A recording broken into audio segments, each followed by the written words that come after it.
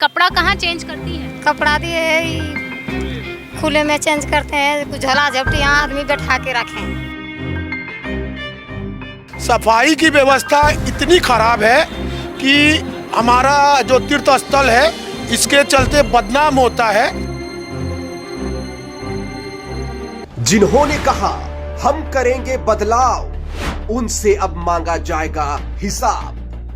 टूटी सड़क, गंदे नाले, कहीं जल जमाव, जनता करेगी असली विचार, क्योंकि आ गया है चुनाव। किसके वार्ड में सच, किसके वार्ड में बवाल, वार्ड हकीकत में हम दिखाएंगे कौन करेगा कमाल।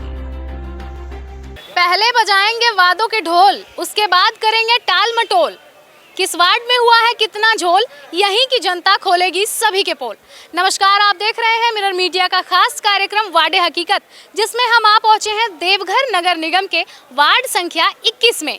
वार्ड संख्या 21 में हम आपको बता दें कि प्रमुख जो स्थल है वो शिवगंगा माना जाता है। जी हाँ, एक ऐसा स्थान जहाँ पर लोग आते हैं, एक धार्मिक श्रद्धा के साथ स्नान ध्यान करते हैं और उसके बाद बाबा वैद्यनाथ के दर्शन के लिए जाते हैं। और साथ ही साथ ये जो स्थल है ये काफ़ी लोगों के लिए आस्था का प्रतीक माना जाता है और इसके साथ ही साथ यहाँ पर लोग जो हैं स्नान के लिए आते हैं, जैसा कि मैंने आपको बताया। लेकिन क्या यहाँ की नगर निगम जो है ये लोगों के व्यवस्थाओं को ध्यान में रखती है? क्या यहाँ के पूर्व पार्षद या मेयर लोगों के लिए उन्होंने कोई कदम रखा है या नहीं? फिलहाल हमने यहाँ का जायजा लिया और लोगों से जब पूछा तो यहाँ पर लोगों ने एक समस्या जो है वो काफ़ी गंभीर बताई कि पूरे के पूरे शिवगंगा में जो है एक भी चेंजिंग रूम जो है वो नहीं है, जो कि महिलाओं के लिए काफ़ी ज़्यादा चिंतनीय विषय है। यहाँ अगर हम आपको कैमरे के माध्यम से दिखाएं तो पूरा का पूरा जो शिवगंगा है उसका नज़ारा आप देख सकते हैं। आगे से जहाँ तक भी आपकी नज़रें जाएंगी कहीं पर भी आपको चेंजिंग रूम की सुविधा जो है वो नहीं देखने को मिलेगी। ये कहीं ना कहीं यहाँ के जो प्रतिनिधि रहे हैं या फिर यहाँ की जो देखरेख में रहे हैं उनकी लापरवाही को दर्शाता है। चलिए सीधे हम यहाँ पे लोगों से जुड़ेंगे और जानने का प्रयास करेंगे कि क्या कुछ प्रमुख समस्याएं हैं शिवगंगा यानी वार्ड नंबर 21 के इलाके में। इसी के साथ हम यहाँ पर आ गए हैं शिवगंगा के ठीक सामने और हम यहाँ पर कुछ लोगों से जुड़ेंगे और जानने का प्रयास करेंगे कि यहाँ क्या कुछ कमियाँ हैं जिसे त्वरित रूप से उसका समाधान करने की ज़रूरत है और क्या कुछ आने वाले मेयर या पार्षद यहाँ पर कर सकते हैं। बताइए क्या कुछ यहाँ पर ठीक करने की ज़रूरत है? हमारे यहाँ नगर निगम का चुनाव पिछले 8-9 साल के बाद हो रहा है।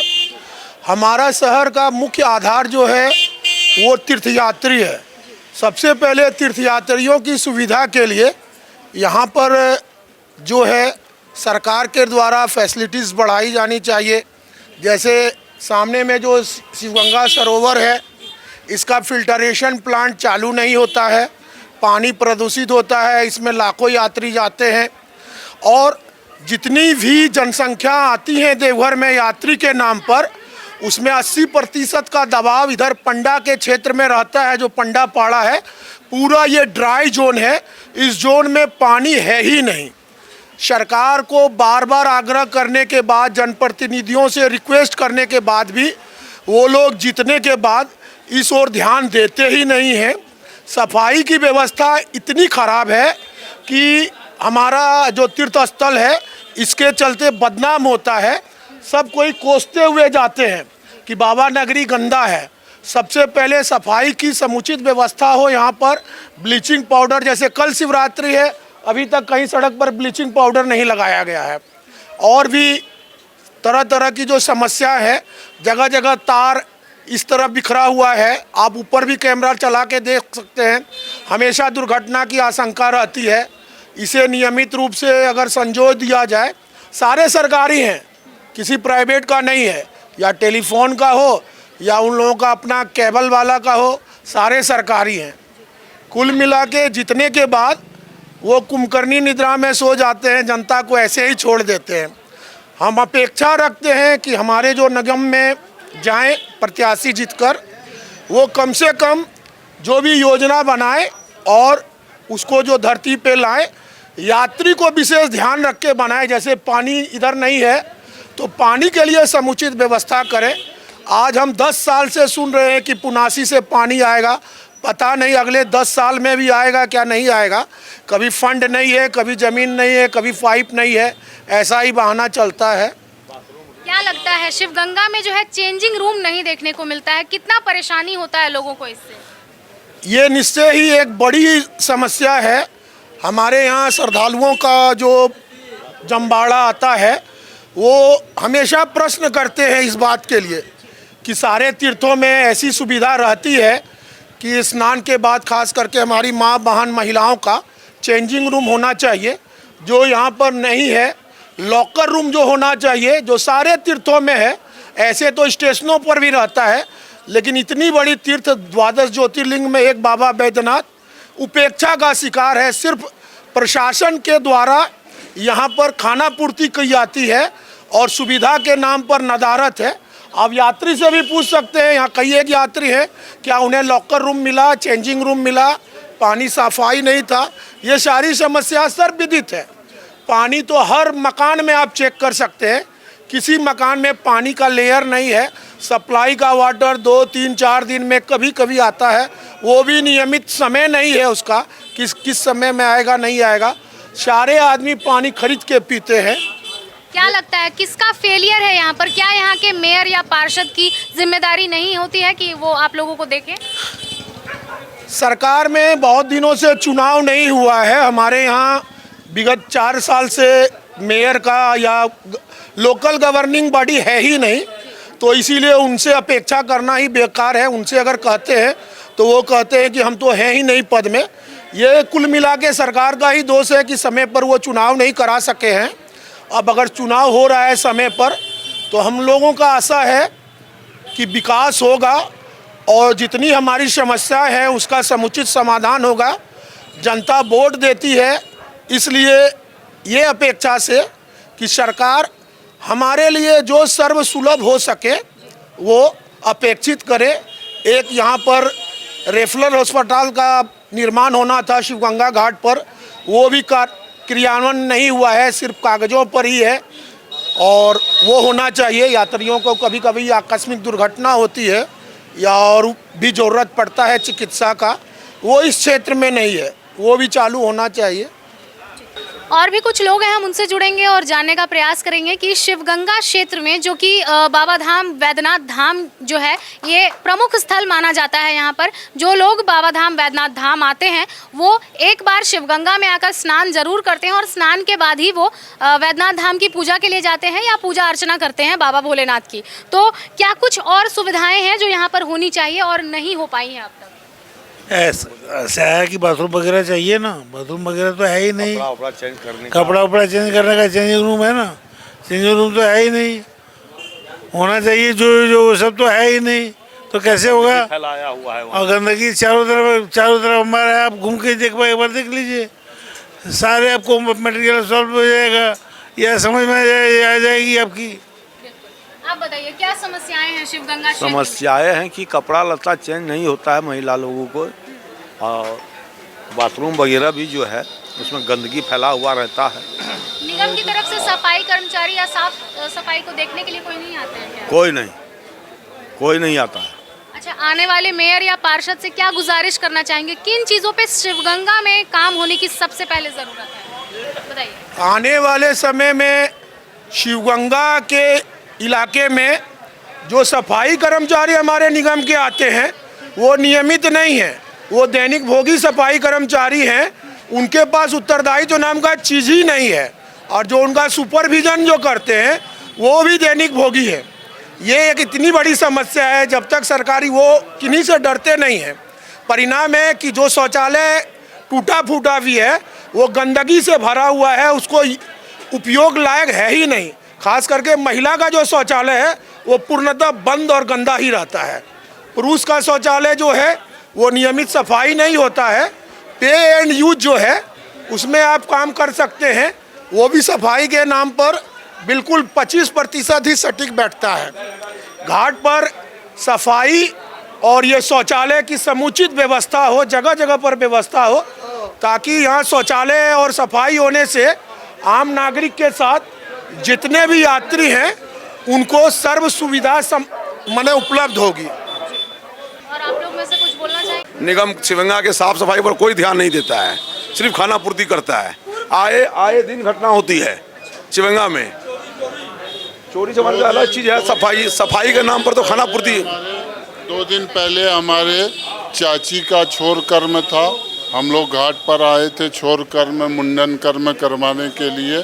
तो वहाँ का पिलर जो है हमारे एक भतीजा के माथे पर गिर गया, जो कि अभी यहाँ लोकल इलाज चल रहा है। उसको काम आज द्वादशा है, बरमाही भोज द्वादशा पुराने के बाद उसको ले जाएंगे बाहर दिखाने। निगम को चाहिए, प्रशासन को चाहिए और डीसी महोदय को चाहिए कि कम से कम शिवगंगा पर रिपेयरिंग का काम करवावे। कहाँ हाँ मॉनिटरिंग नहीं हो रहा है, सफाई के नाम पर सिर्फ खाना पूर्ति हो रहा है, कोई प्रशासनिक ध्यान इस पर नहीं है शिवगंगा पर। आज जबकि सबसे बड़ा बाबा धाम क्षेत्र में शिवगंगा जो है सबसे पवित्र स्थल है। कहाँ सीढ़ी टूटा है, कहाँ छज्जा टूटा है, कहाँ मकान टूटा है, इस पर विशेष ध्यान दिया जाए।